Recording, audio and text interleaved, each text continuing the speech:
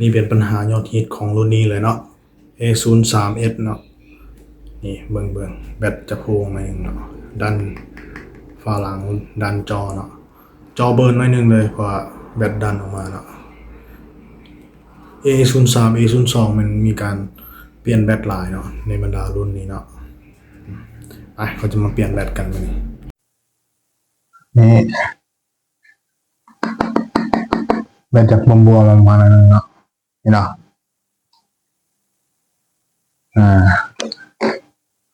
มาเริ่มกันเลยเนาะก่อนอื่นก็เอาลุยกันเลยครับ มีอะไรให้ผมช่วยวันนี้ มาเริ่มกันเลยเอาซิมออกก่อนเนาะเขียนซิมออกก่อน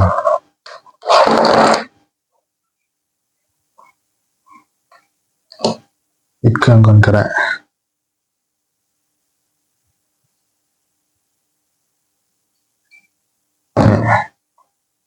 เก็บไว้ดีๆเนาะ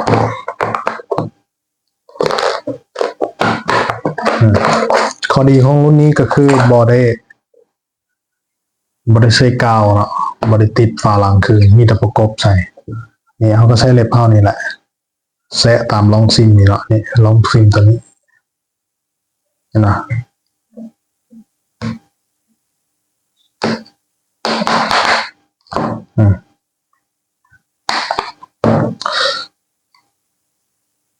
ใส่เล็บนี่แหละ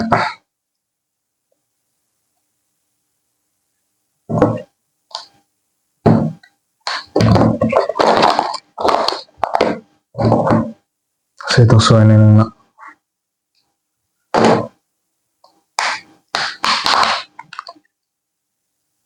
แต่ระวังตัวนี้เนาะเราจะมาระวังปุ่มมันมีปุ่มสแกนลายในมือเนาะอย่าให้มันขาดเนาะนี่เห็นเนาะแพ้ซ้ายสแกนลายในมือนี้ระวังเนาะห้ามเอาแนวแซะเข้าไปแบบนี้เนาะห้ามเอาแนวแซะเข้าไปนี่อาจจะสายแพร่ขาดเนาะนี่เห็นเนาะบวมเป่งเลยโอเคมาเริ่มกันเลยเนาะใส่ตอระบิดไขควงหันน็อตนะ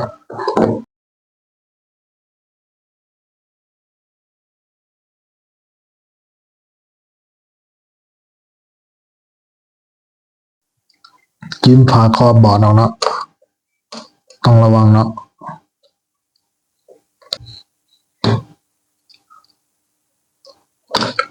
นี่แผ่นขอบบอร์ดอดสายสแกนเนาะนี่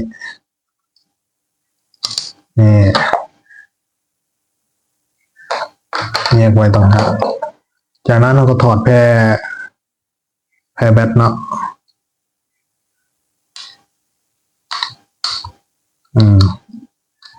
แพร่แบตเตอรี่จะมาว่าก่อนเนาะรุ่นนี้มันอาจจะใช้แพร่ห่วมกับแพร่จอเนาะแพร่ใส่สากต่อขึ้นมาใส่บอร์ดนี่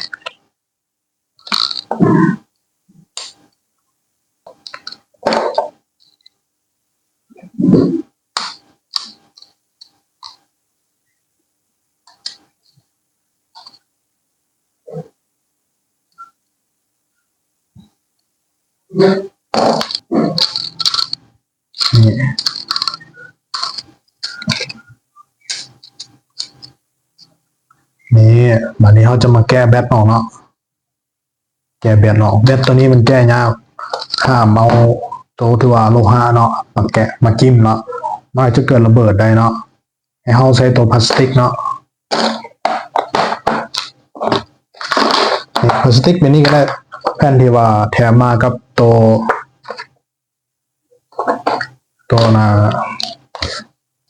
ติดฟิล์มหน้าจอเนาะก็จะใช้กาวละลายกาวในใต้แบตรุ่นนี้ถ้าว่าเป็นแบตเดิมมันจะยากเติบเนาะ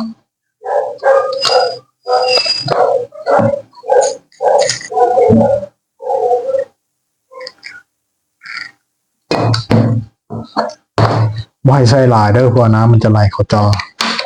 น้ำกาวค่อยๆหยอดนะค่อยเอาอันนี้แสะเข้าไปเลย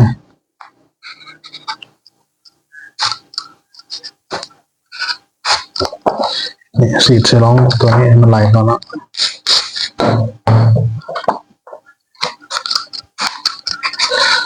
ตัวแบตเตอร์มันจะแหนนเนาะ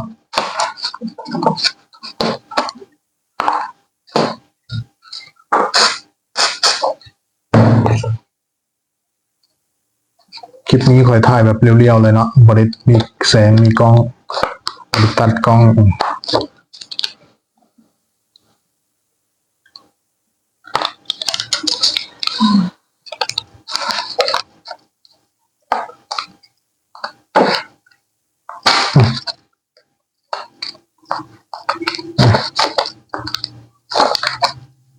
ค่อยๆงะกันมาเนาะ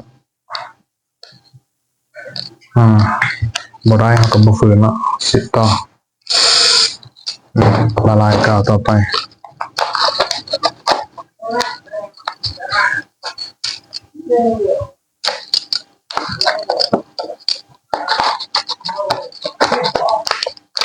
เรียบร้อยเลย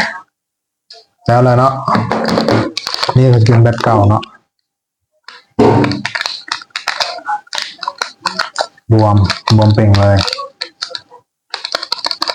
ไปเราจะเปลี่ยนแบตเอาแบตใหม่ๆกันเนาะครอบไว้ป้องกันเลนกล้อง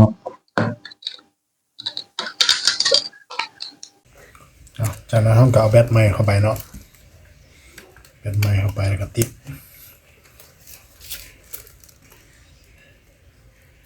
เนียบๆเนาะใส่สกอต2 หน้าก็ได้2 หน้าแบบบาง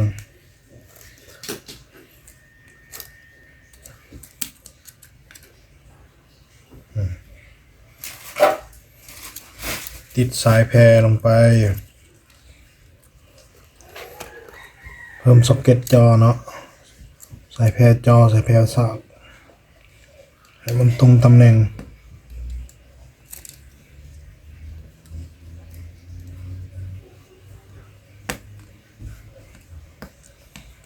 สายแพรจนยานเห็นปะแบตมันดันขึ้นมาตอนนี้แล้วนะครับกับประกบซ็อกเก็ตแบตเนาะ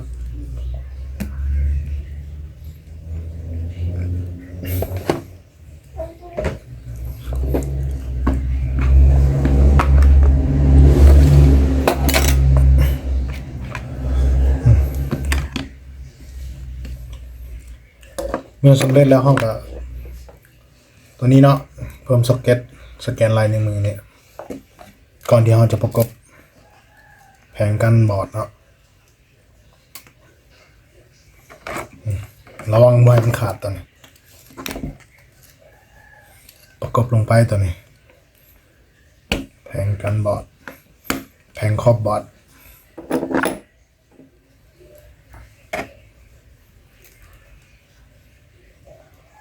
หันน็อตลงให้ครบเนาะ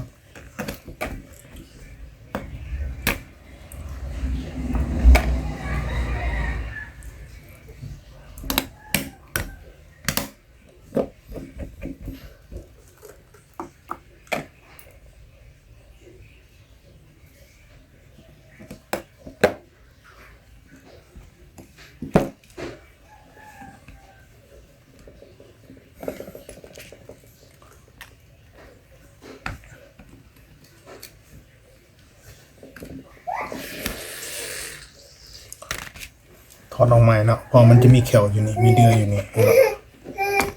มีเดือยอยู่นี่มาลงล็อก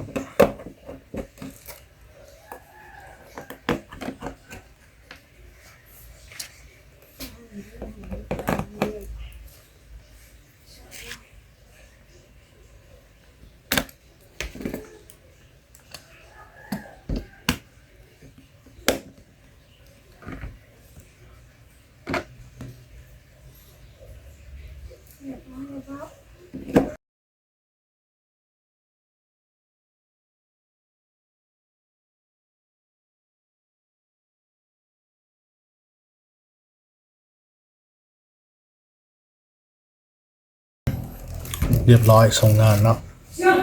สำหรับการหั่นเขามีแต่ประกบเขาเนาะนี่สิ่งที่ต้องระวังเวลาเขาแกะฝาหลังเนาะต้องระวังตัวนี้กับแพรตัวนี้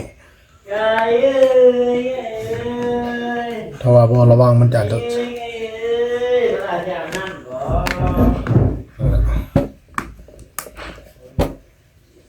กดแล้วก็บีบ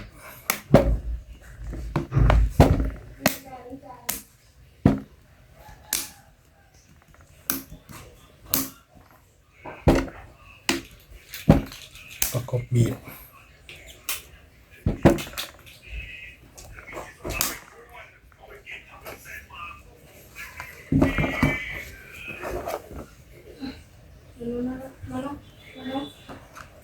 ใส่ซิมให้ครบเนาะเพราะว่าซิมตัวนี้มันต้องในจูนเนียนข้างใน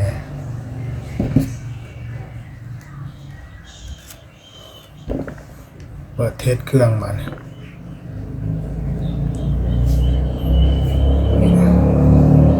แบตบุคไคแล้วเนาะใช้แบตใหม่แล้ว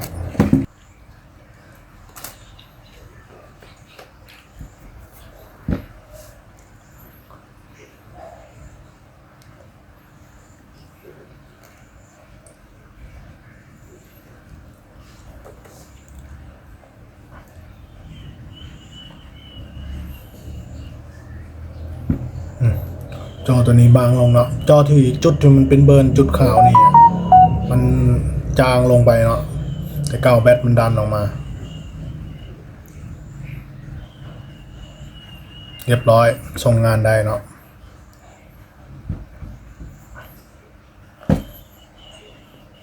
ถ้าว่าโมเห็ดโมเป็นระวังในๆเนาะก็บอกอยากให้แนะนำเห็ดเองเนาะเพราะว่ามันเสี่ยงเนาะถ้าสายแพร่ตัวใดตัวหนึ่งขาดมันอาจจะได้เสียเงินเพิ่มเนาะ